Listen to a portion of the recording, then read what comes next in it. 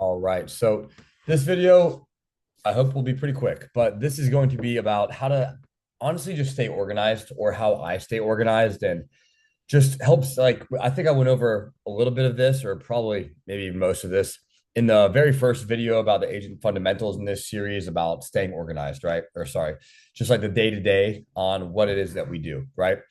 And how to do it, like the copy and pasting off of the Google Sheets, etc. But I'm going to go just like a tiny bit more in depth on this one and go over, how exactly I set up everything and whatnot. So, go ahead and share my screen real quick. This video will be a little bit more visual. So, if you can watch this instead of just listening to it. I mean, you could listen to this, but it's probably more effective and helpful visually. So, first off, first thing I want to go over is the bookmark setup, right? So essentially, I have every single carrier, every single lead website, whatever I'm using with life insurance, I have it saved in I have like a folder or a bookmark folder, right? On my Safari.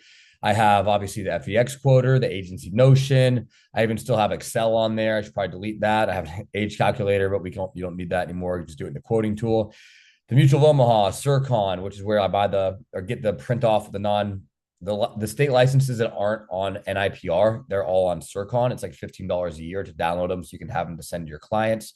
True People Search, Americo, Ethos, Mutual of Omaha, American Amicable, Corebridge, Aetna, Transamerica, Combined, F&G, National Life Group, Ameritas, Ringy, et cetera, et cetera, et cetera. So most important, or not the most important thing, but one thing I just want to note real quick is really helpful to have all the websites that you might need to use for our job as a life insurance agent bookmarked, right?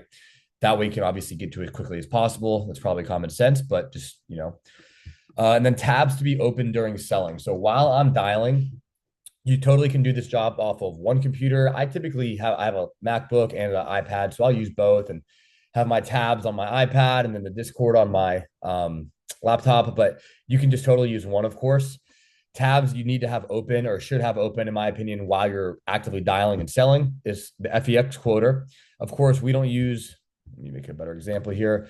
We don't use all of the ones, or at least the quoting tool we have right now. It has carriers on there that we don't use, like Sentinel, Trinity, Aflac, Liberty Bankers, Forrester, Oxford, Royal Neighbors, SBLI, United Home, Baltimore Life. We don't use these carriers. However, this is just like a general one from Integrity that has a bunch of carriers on there. We do use or with Aetna, you actually don't quote this one. It's that one, the CVS Health one. We do use obviously Mutual of Omaha, American Amicable, Corebridge, Transamerica, blah blah blah, Americo. So the only ones that do not show up on the quoter is Ethos. You do need to go directly to Ethos's website to quote, or you can and also with Ethos, you're quoting directly off their website. Americo, if you want double accidental rate, you have to quote directly off their website.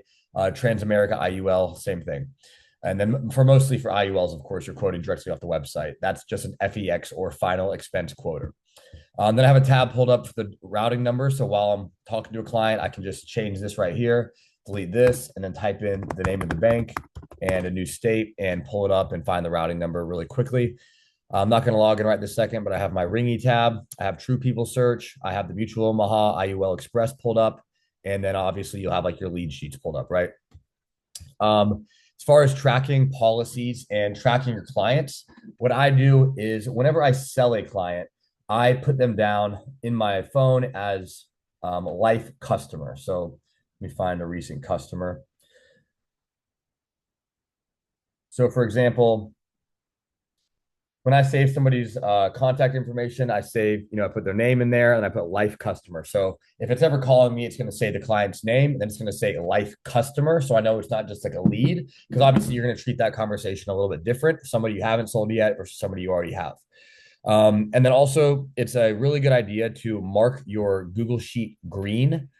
I can't show my sheet because it'll take this off of YouTube because the lead sheets have personal information in there.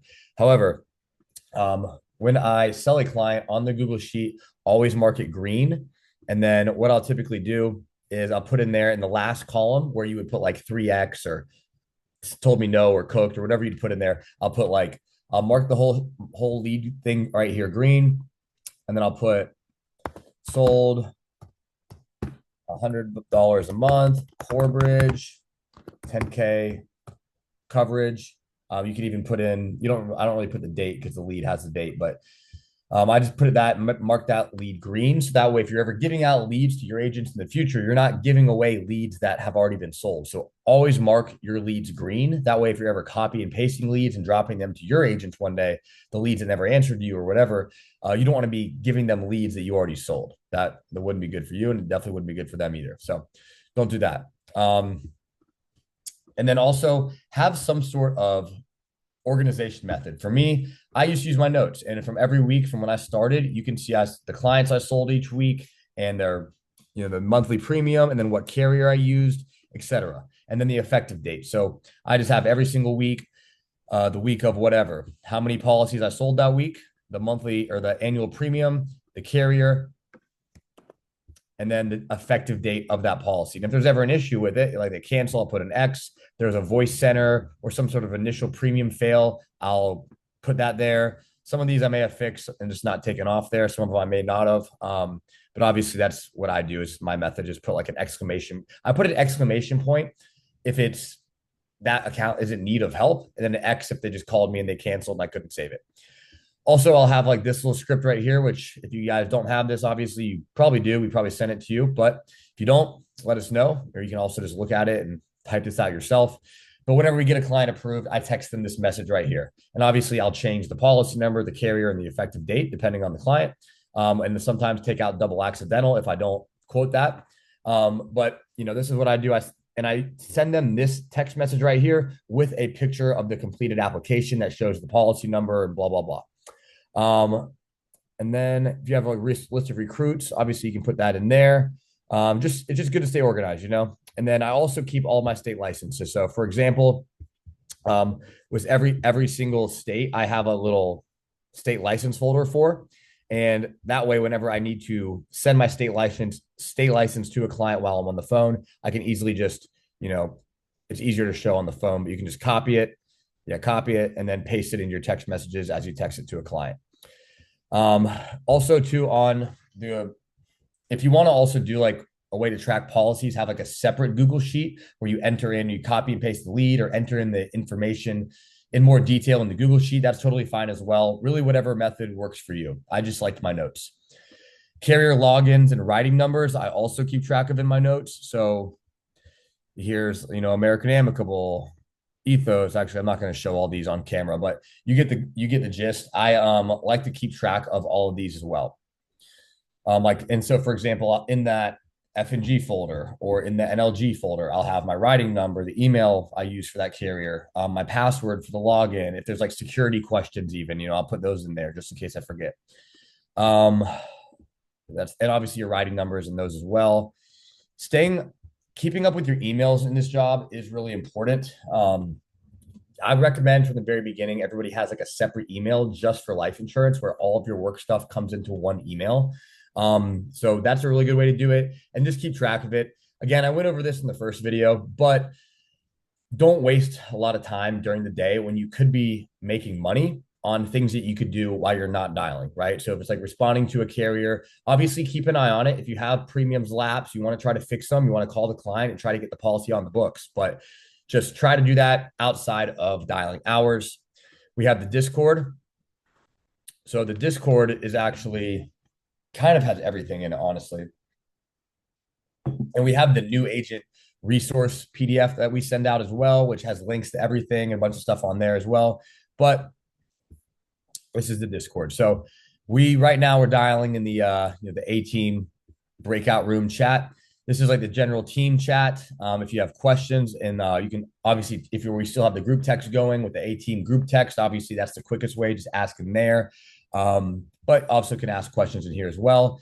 Here's questions or an underwriting guide as far as, health issues, coverage amounts, blah, blah, blah, right? So which carriers will accept what, like the order you should go in as far as writing them goes, best to worst, and what you should do the most often to the least, etc.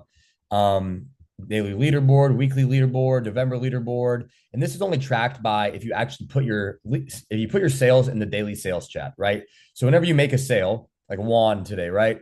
Sold two with Americo, one for 1368 and one for 708. So you put them in there, right? You put in the premium and then the carrier you wrote it with. Pretty simple. The annual premium and then the carrier you wrote it with. Whenever you make a sale and you get that policy submitted and approved, throw it in the chat.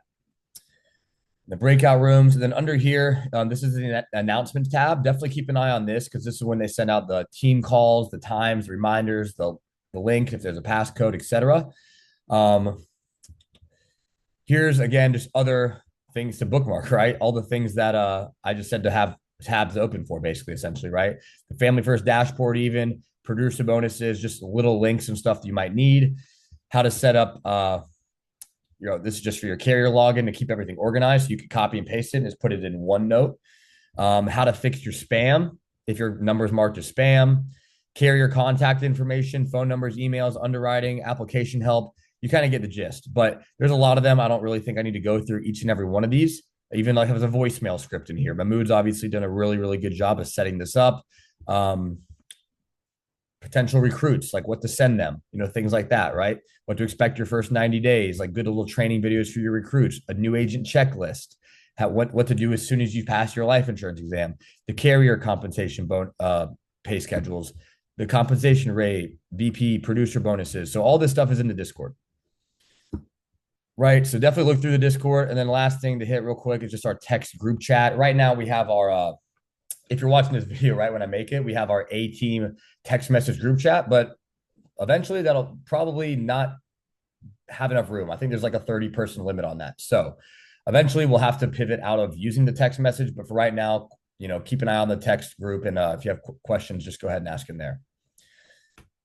And that's it. Hopefully this was short. I don't know how long this was, but just stay organized. If you need help or you are confused about the best way to set stuff up, reach out and ask somebody. But it is really important to stay organized in this job because you deal with a lot of different carriers and emails and stuff like that are going to come in every single day. So you just got to keep an eye on everything.